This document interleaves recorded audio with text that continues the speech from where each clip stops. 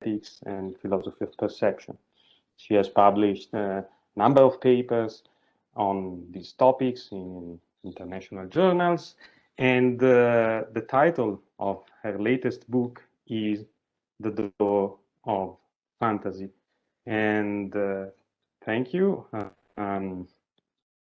Carola, the floor is yours. Just one piece of practical information. The presentation will last for about 45 minutes. After the presentation, we are going to start the Q&A. The Q&A is going to last for about 45 minutes. If you want to ask a question during the Q&A, simply type the word question in the chat, and I will assign you a number, and please remember that number because it's going to be very useful during the Q&A. Thank you. Carola, the floor is yours.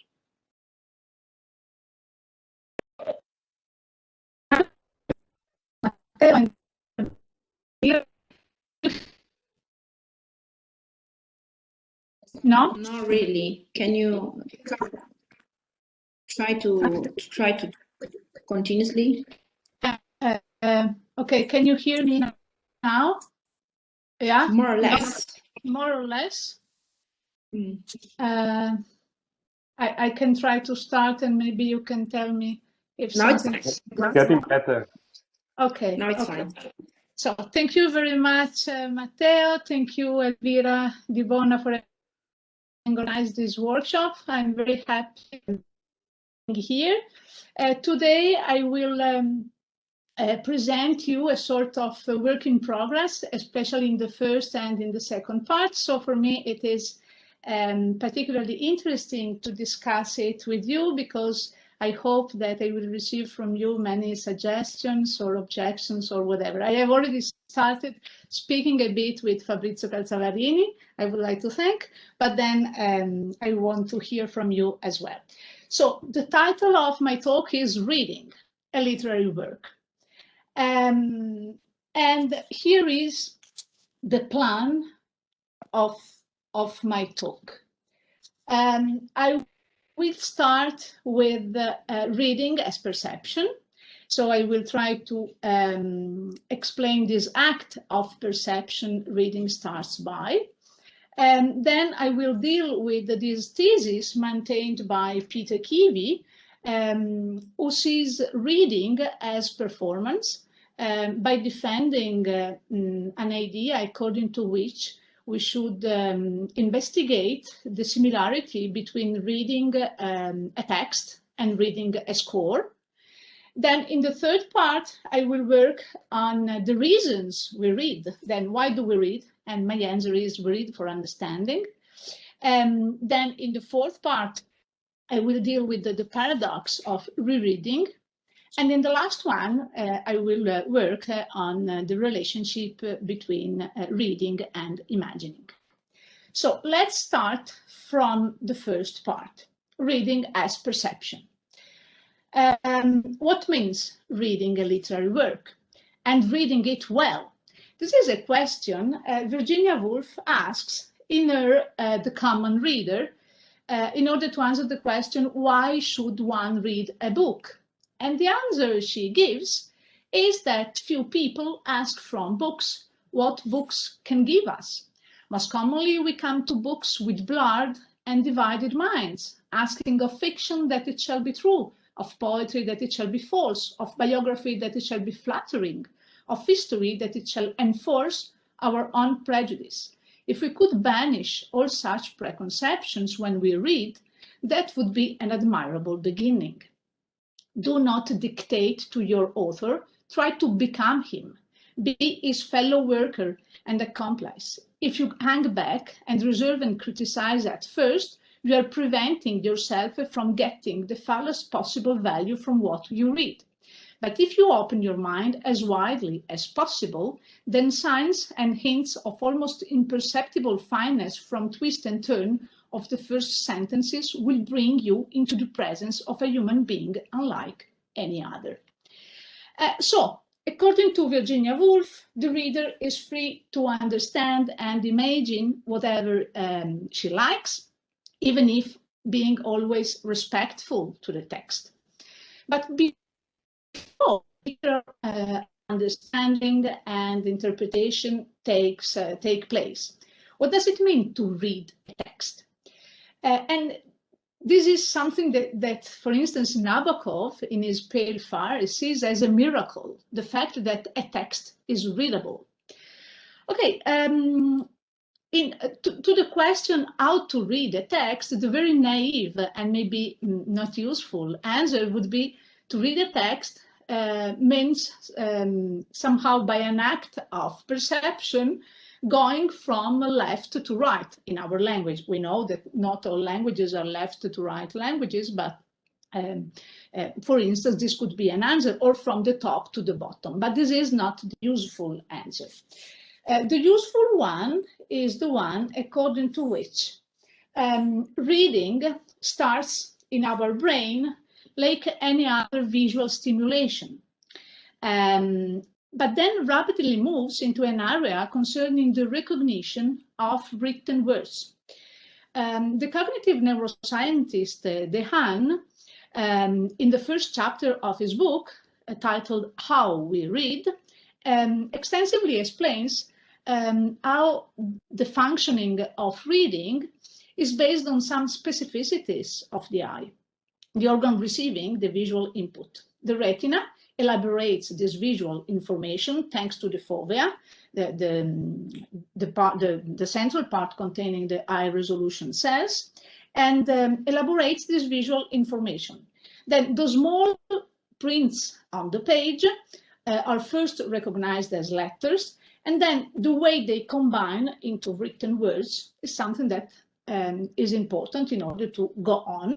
And then second, connect them to the brain systems for coding of speech sounds and for meaning. And what is interesting is that all this happens in a very short time. We recognize 16 letters in less than a quarter of a second and identify and understand something like 200 words in a minute. Of course, here much depends on how well trained readers we are.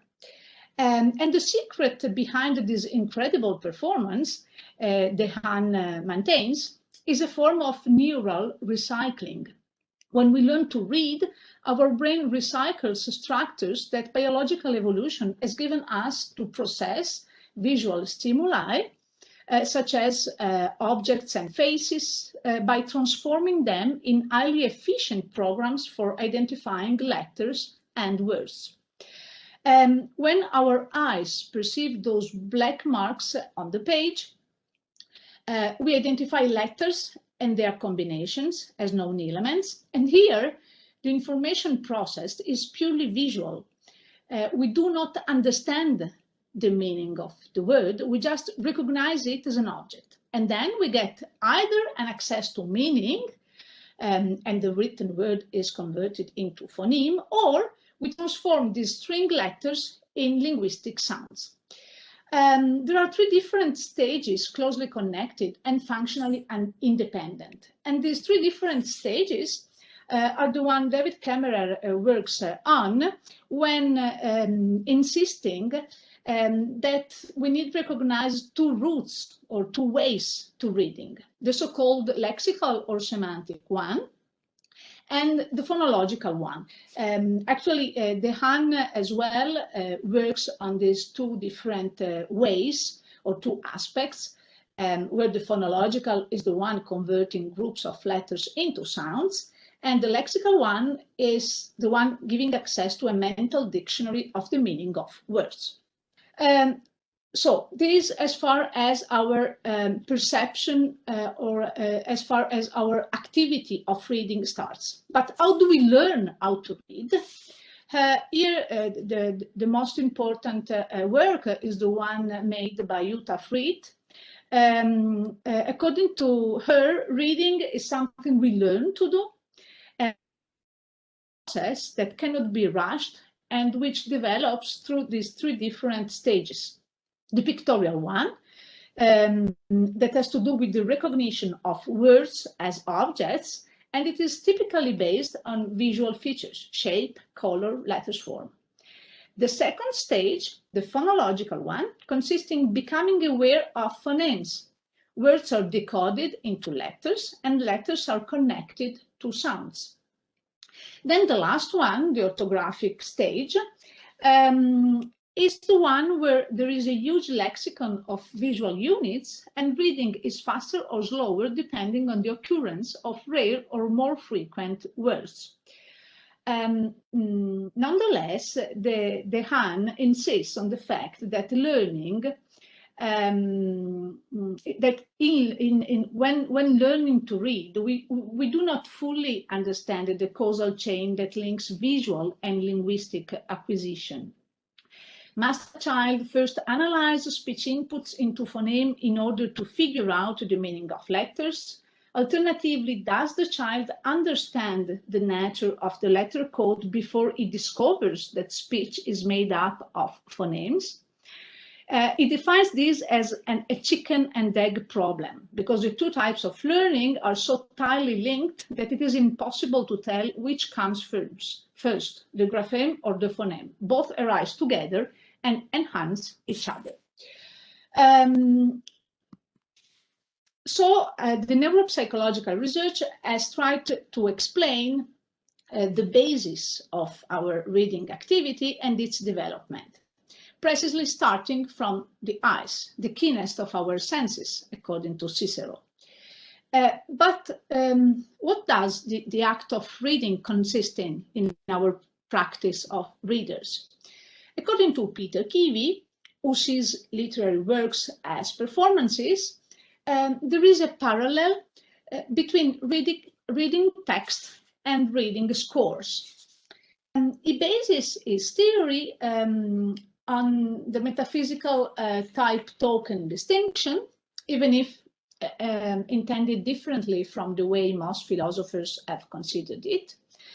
According to Kiwi, literary work types are instantiated by their readings, and those readings are performances, even when they are silent, as one read just one for oneself, the way we experience reading normally nowadays, alone and in silence. The main thesis of reading as performance is defended on the one hand by appealing to the history of literature, originally merely orally transmitted, and on the other, by working on the parallel between silent reading of literary works and silent reading of musical scores. I would like to focus a bit on the parallel Kiwi establishes between silent contemporary readers and rhapsodes, such as Ion in Plato's famous dialogue. Kiwi says that Ion not only recited or sang the narration and the characters' speeches, perhaps impersonating the dramatis persona with gesture and voice, he also, in his performance, made interpretive remarks about the meaning of the poems he was performing. From this, Kiwi goes on, pointing out that silent readers too both perform what they read and interpret it as they go along. It is my thesis, Kiwi says, that in silent reading of fictional works, I am a performer, my reading a performance of the work. It is a silent performance. In the head, I am enacting silently the part of the storyteller. I must confess that I do not find totally convincing Kiwi's thesis in its strong version. And let's see why. These are very naive objections, the one I make to Kiwi. Are we sure that what Kiwi is describing does correspond to what always happens? When a reader's silent activity is just interested in grasping meanings or in what the text is about, would that reading count as a performance as well? According to Kiwi, these expressionless readings would somehow fail maybe to be performance readings because they wouldn't imply a deep understanding and interpretation of the text. But what about the silent reading of Anna Karenina made by a 9-year-old child? However inspired it might be, it would of course lack both profound understanding. What can a child know about marriage, about family life, love, jealousy, adultery, and social conventions? And also literary interpretation. He has never read anything of that sort. So should we consider his silent reading as not a performance? One, as Kiwi would answer, can read silently a musical score and without the silent reading, hear in one's mind the musical work, a realization of the sound of the work. One can hear a production in the mind. Likewise, when we read poetry silently to our ears, we voice in our heads. It is simply the verbal analog of the phenomenon of score reading. Hence, exactly as happens with the silent reading of music, all readers of literary text, of novels, poems, stories, must have some interpretation or other of what they read. But here the counterexample with the 9-year-old child reading Anna Karenina is back again. And think also about all those readers not particularly literally well trained. Their silent readings wouldn't count properly as performances, since they couldn't be considered as silent eons, interpreting the work both in the sense of performing and in the sense of deeply understanding and interpreting its meaning. Here, the difference between reading a literary text and reading a score becomes evident. Whereas one can read a score without being able to perform it silently, without hearing the music, I would say, in their head, even knowing exactly the notes that are written on the score, one cannot read silently all happy families are all alike, each unhappy family is unhappy in its own way, without in the meantime knowing how it does sound. Because as we have seen, in reading, grapheme and phoneme somehow arise together and develop in parallel, even when the meaning of those marks on the page is not definite. One can read sentences, even if not grasping their meaning. I can read, for instance, not perfectly well, but quite well German, but I'm far from grasping the meaning of what I read. These are some difficulties of Kiwi's strong thesis, according to me. Nonetheless, neuroscience has somehow given arguments in order to maintain the plausibility of Kiwi's hypothesis. For instance, Cara and Vera have compared eye movements in 10 musicians as they silently read 6 texts and 6 pieces of music for piano. The music was contemporary and the texts were literary. And despite the fact that musicians used different strategies for processing verbal and musical information, no cross patterns of individual reading strategies were observed between conditions. And although the underlying processes are different, resource sharing between the two domains, they say, cannot be ruled out. What is interesting in this paper given by Cara and Vera is that the musicians were those, then competent both in music and in reading text. This is, of course, interesting and maybe important also to, in order to answer my previous objections. Then another interesting neuro approach to investigate the acceptability of Kiwi's thesis is the one given by Covignou and colleagues, who worked on the eventual co-occurrence between developmental dyslexia and congenital amusia in adults. It is somehow an opposite situation as the one we have seen in the previous thesis given by Cara and Vera. Here we see how self-reported dyslexic participants perform significantly lower on melodic skills than matched controls, suggesting a possible link between reading and musical disorders. Of course, these are things that need to be further investigated, but may be interesting in order to support Kiwi's thesis, not in its strongest version, but in some of its points. So after having seen how we read and learn reading and what the activity could be seen as consisting in, we should try to see why do we read. That is, what we gain thanks to this quite strenuous activity, I would add. When we read, we are interested in a very general way in understanding what those signs stand for. We want to know the meaning of the sequence of sentences together with their specific discourse context. These sentences can be about the real world or about an imaginary one. The distinction between the two is not relevant as far as basic understanding is concerned.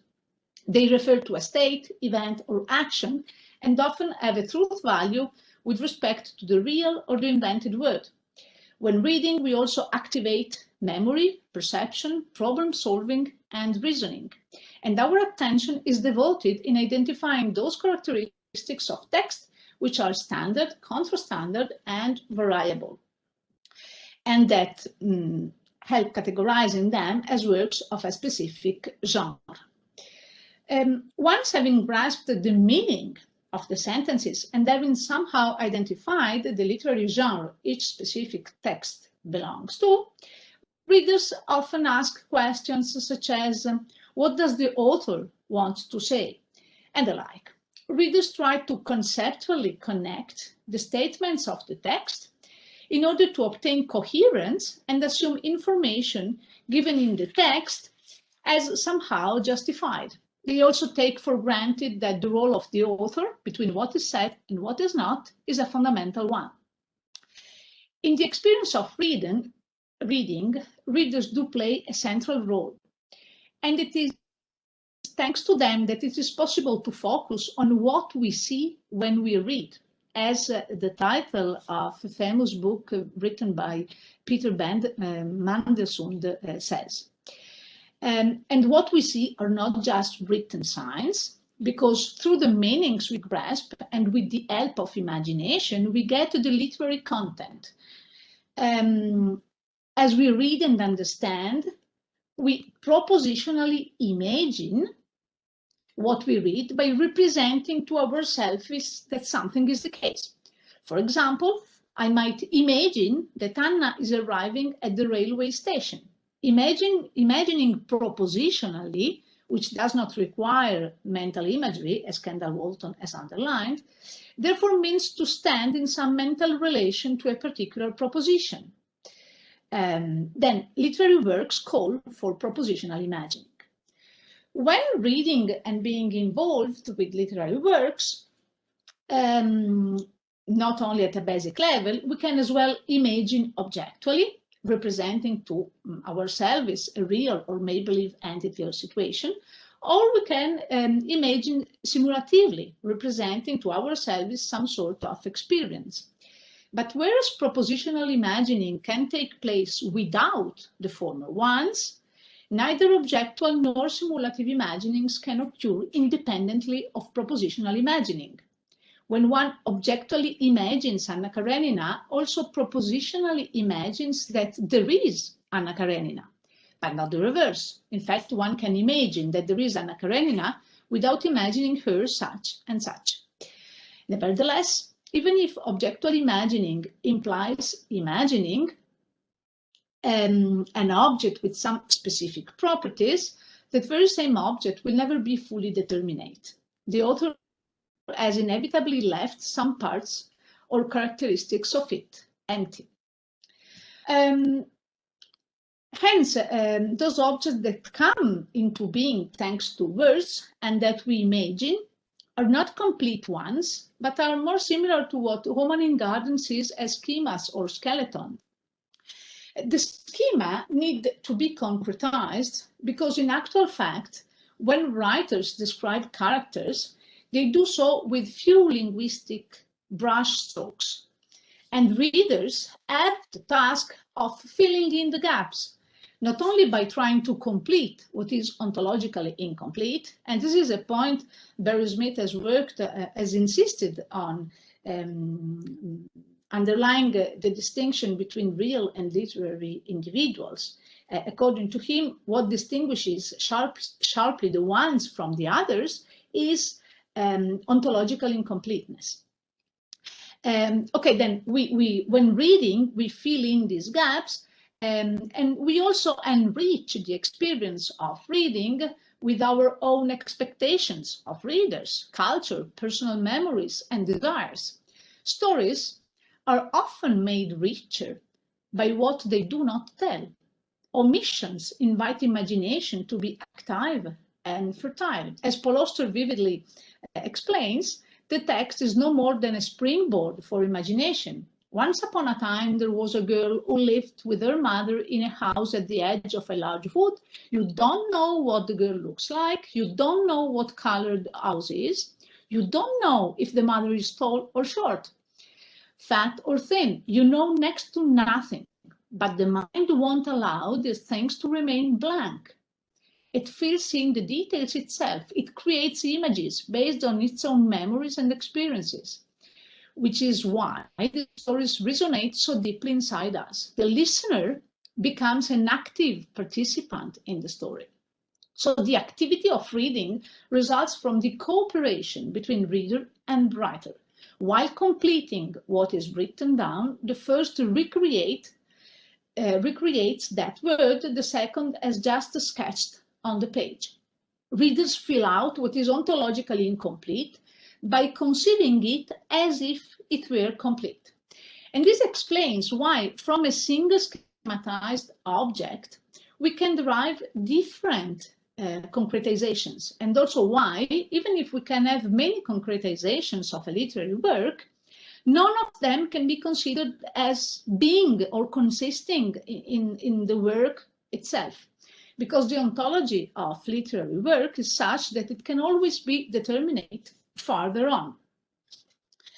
Specifically insisting on this point, on this qualification, determination activity, which lies in the activity of reading and in the interaction between text and reader, Wolfgang Gieser develops his phenomenological theory of reader response. Following Ingarden, it describes the act of reading as consisting in the reader's concretization of textual features, a gap-filling activity stimulated by the structural indeterminacies of the text. The implied reader, therefore, is a text-based reader, and the reading process entails a generation of meanings already inscribed in the text.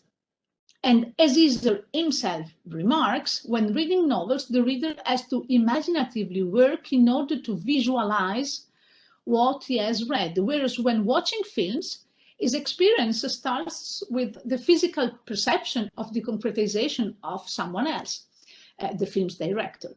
And that is why, in comparison with being engaged with books, being engaged with films, according to Gieser, is imaginatively less demanding.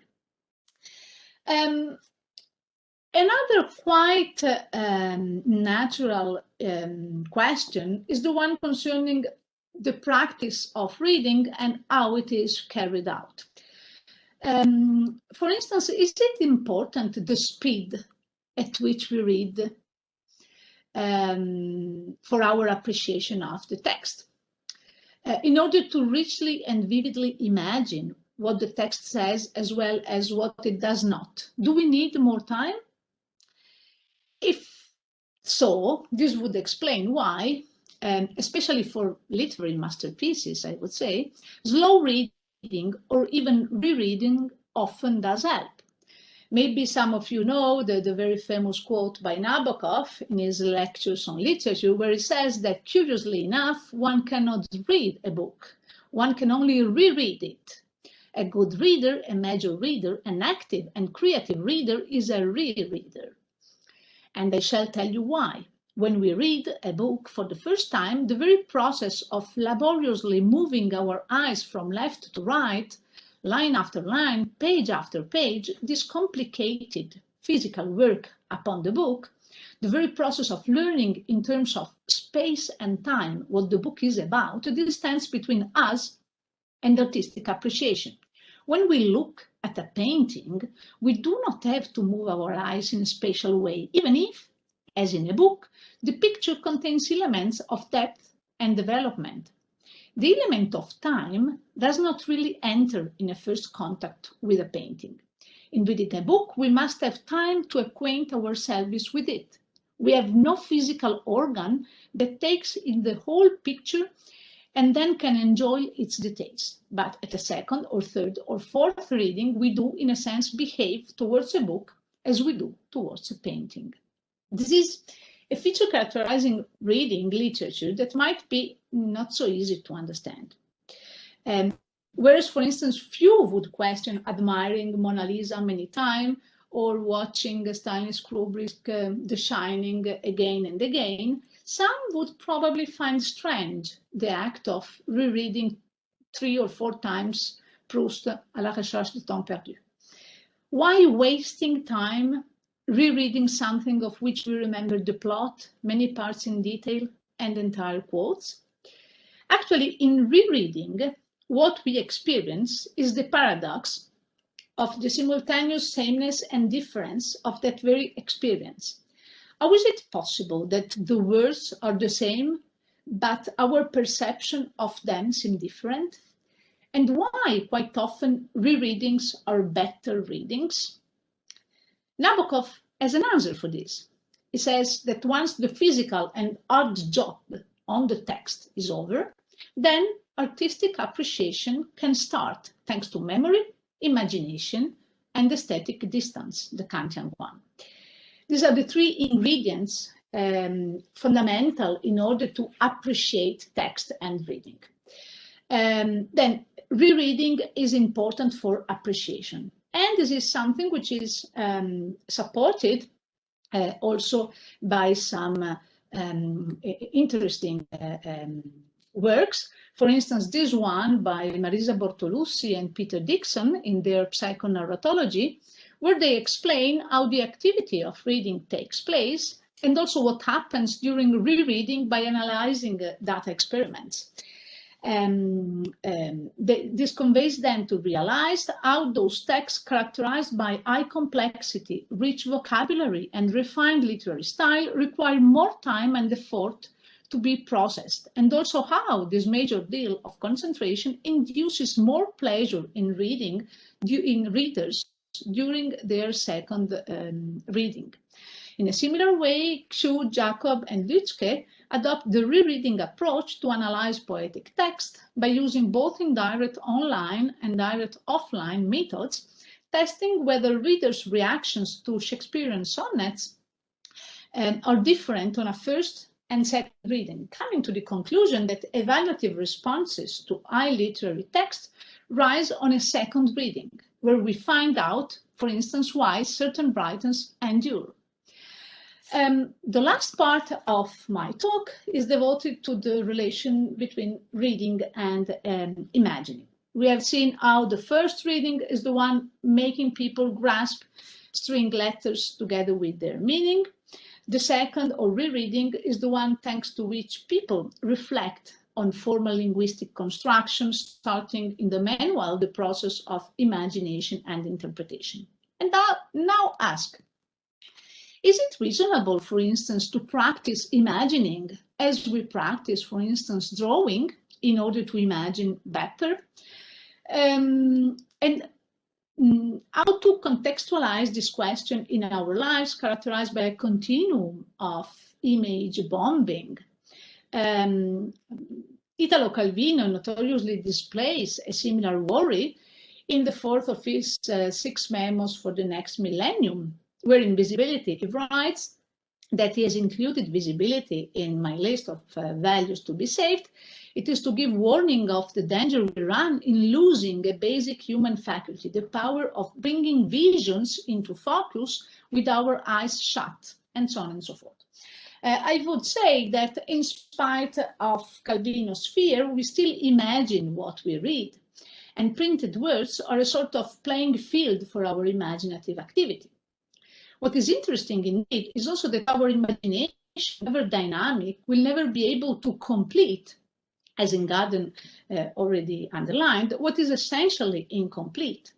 And that is why, for instance, projects as the one by Brian Davis, the composites, based on the idea of doing with literary characters what the police does with the composite portraits of criminals, is doomed to failure, because whereas our imagination tries to fill in the gaps, the software works differently, reproducing nothing but incomplete objects.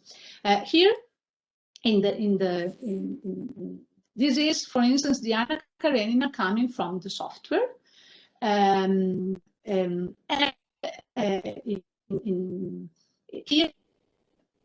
Knightley in the movie of Anna Karenina. What we see is that no software can give Anna Karenina a face. Our help of readers is needed. Always and forever, we need imagine by ourselves, and in the meanwhile also interpreting what we read, trying to grasp the author's descriptive intentions. And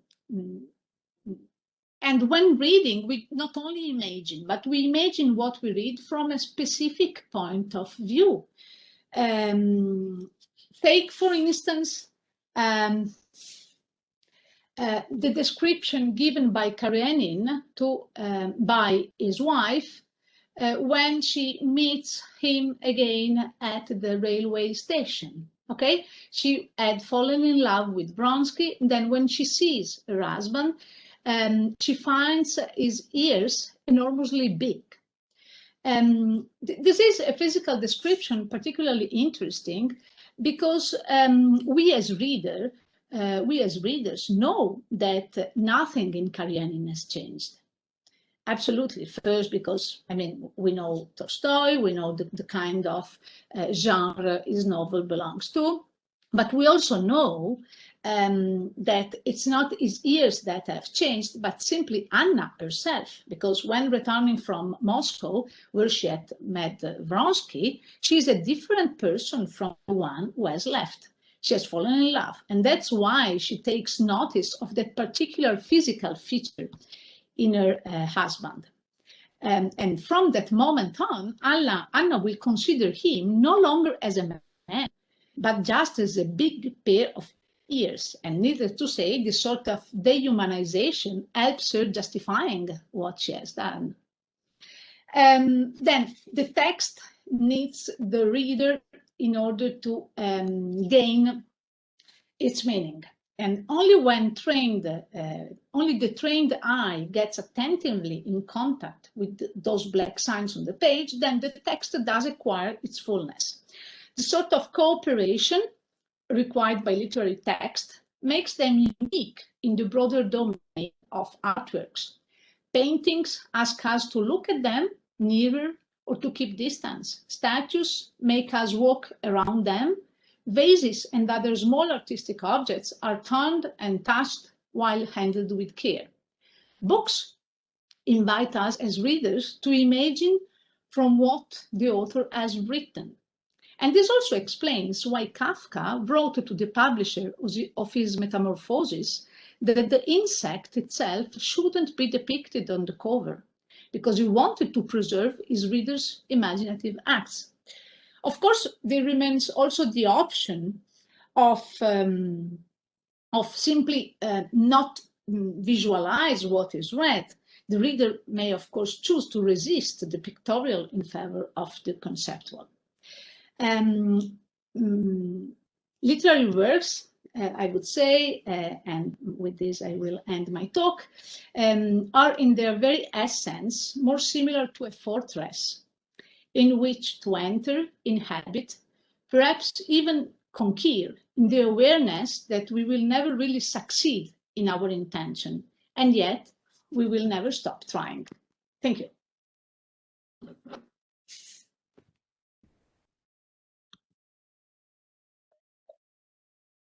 Thank you, Carola.